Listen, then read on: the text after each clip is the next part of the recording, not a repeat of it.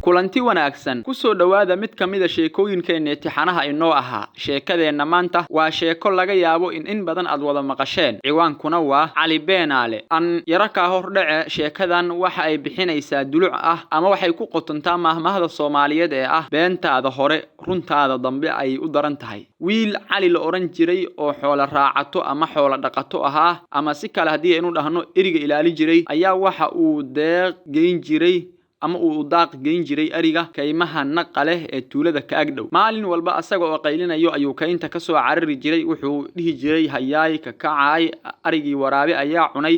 markaas ay dadku qayladhaantiisa ku soo kacaan oo xaqii kaynta u soo carari jireen markii dhowr jeer dadku wax dhibaato ah arki waayeen arigiina uu nabad qabo ay ka aamin baxeen maalintii dambe ayuu waraabe soo weeraray oo ari badan cunay sidii caadada u ahayd Cali qayladhaan ayuu afka furtay waxa uu ku qayliyay hayaay soo yaacay waraaba arigii cunayay wallahi waa run arigii waa ulaayay hayaay cidna uma uusan jawaabin qofna ma aysan u soo kicin ee waxa lagu yiri waa Cali Beenaale oo kolba waa been ee ha u kicina Cali markii cid ugu gurmata uu waayay ayuu dambigiisii hore dareemay oo uu ka qoomamay goor dambe oo waraabihii arigii laayay ayaa la ogaaday in Cali maanta uu run sheegayay mahmaahda tiraahdo beentaada hore runtaada dambe ay u baasbaxdaa ama ay galaafataa